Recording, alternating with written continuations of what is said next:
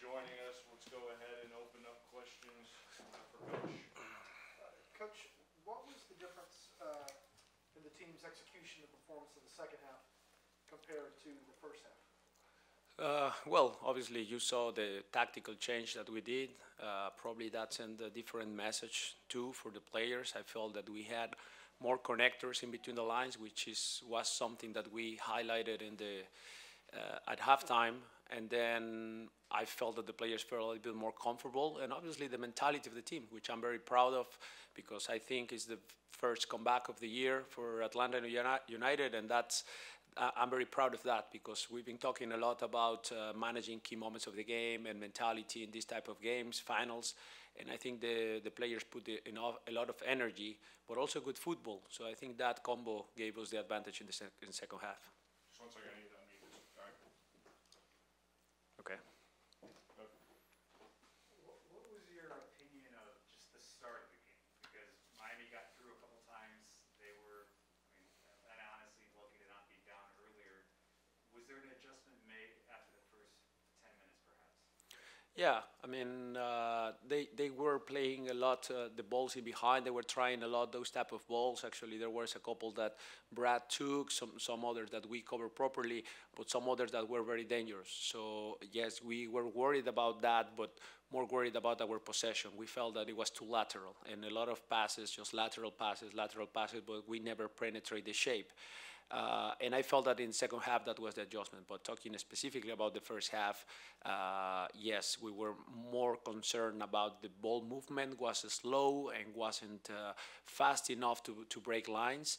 And then obviously the defensive side, Higuain was playing very good in between the lines, and I mean he's a fantastic player, so it's hard to stop him at times. But they were surprising us with those runs in behind.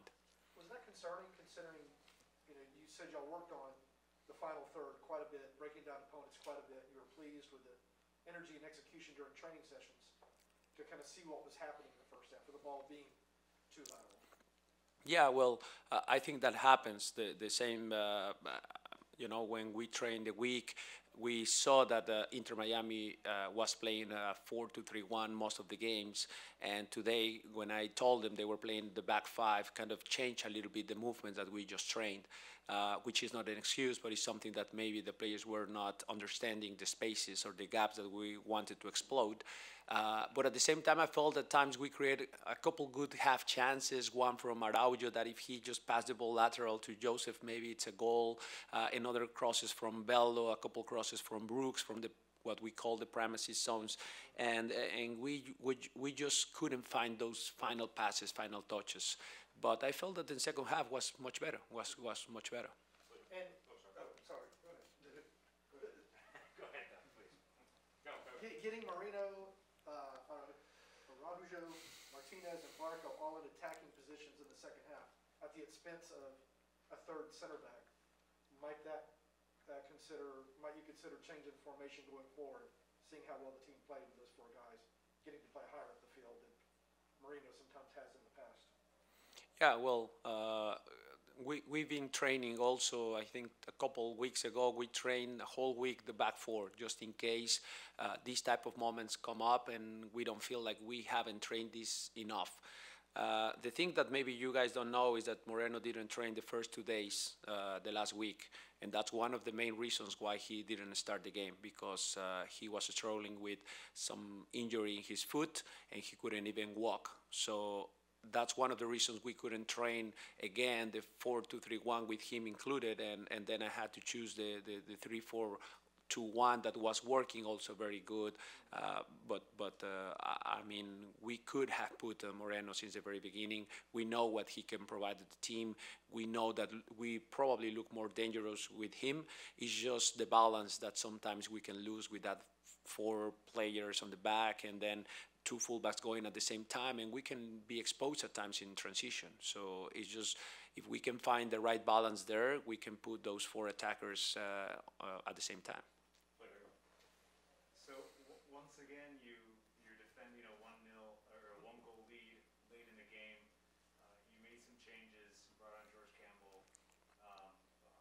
How satisfied are you with how those decisions worked out? And perhaps what were you thinking? What were you telling the players in those moments? Well, we didn't really want to change because we felt that with Araujo, with Barco, even Kubo that was shielding the ball probably well better than I was expecting against big center backs like Leandro Gonzalez Pires.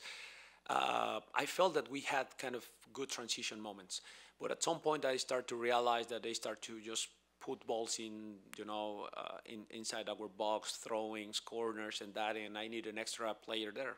So this time it worked, a defensive sub, and it worked. So it's always like that. It's after the result we all can adjust.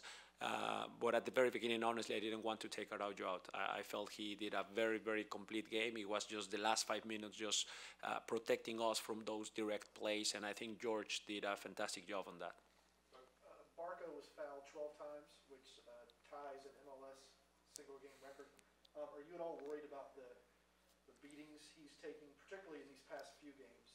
For a while, it wasn't as bad, but now it's kind of back to just knock him down at every opportunity. Well, Barco is tricky because even though he's small, he's very, very strong and very resilient, and he doesn't go down very easily. Even in the games, in the training sessions, sometimes even his teammates go at him a little bit because he's very skillful. So I'm not worried about that. What I'm worried is at times, the management of the games, like the same player is fouled multiple times, and it seems to be like a tactic from the position. And that's the only thing that concerns me, that the management of the game is not appropriate. And sometimes my players might lose their minds because they get fouled, and no punishment for many, many fouls.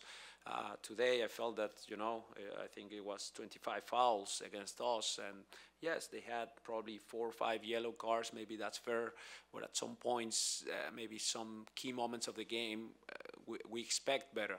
But no concerns about Barco going down or anything like that. Coach, just more generally speaking, how would you describe the atmosphere of this game? There were times when it felt just incredibly intense with so much at stake for both teams. Yeah, it's a great question because we were just talking about that in the locker room. There was a playoff atmosphere, and I felt that the players understood how to play this type of games. So the atmosphere in the stadium, the energy that the fans brought into the field, the energy that the players brought into the standings, it was fantastic. And that type of atmosphere is what makes us, happy about our jobs, because those moments are very meaningful for us. So I felt that the players feel that energy.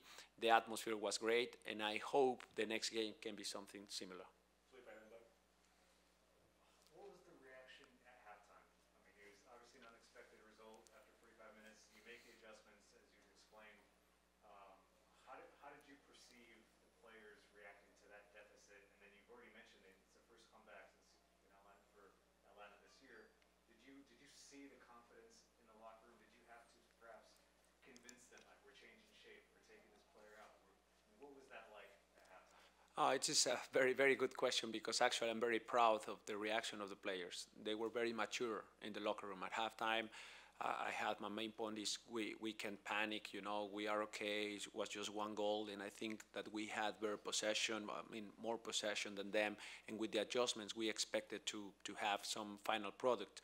But the reaction from the players was very mature. Yes, making people accountable for certain things, certain movements, correcting certain things, but overall we were very positive, and that's the type of reaction that I want from my team. So I can be more proud of how this group of young, talented players is reacting in these moments. That tells me again that the mentality of this team is getting stronger and stronger.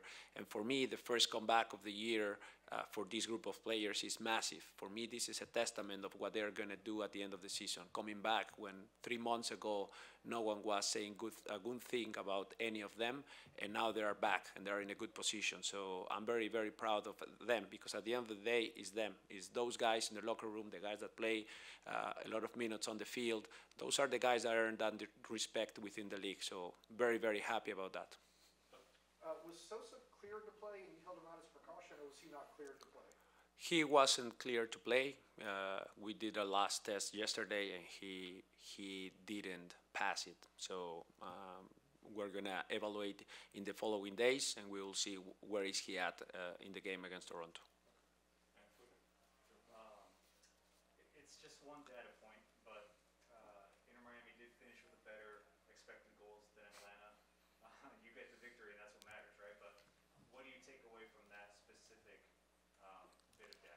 Yeah, that's a very good point because I always value that expected goal number very, very high. For me, the style of the team has to be like that. We always have to try to score more and better chances than the opponent. That's the main objective. Then obviously we want to score those goals, but that's the main objective in terms of game plan, let's say. But sometimes when you are dictating the tempo, when you are in possession, when you are in the front foot most of the game, I think it's a good reward to have the victory, even though maybe we didn't create the better chances. That's always the objective, though. But I felt that the reward was the victory because we were always trying to score goals. And, sometimes the tactics of the position is just to defend, defend, defend, and these things happen. In transition, they were very dangerous. Congrats to them. They did a very, very good game. They hurt us at times, but we have a massive goalkeeper that kept us also with that momentum. So congrats to the whole defender. They did well, but we have to improve on that number for sure. Anything else? All right. That's it. Okay. Thank you very much.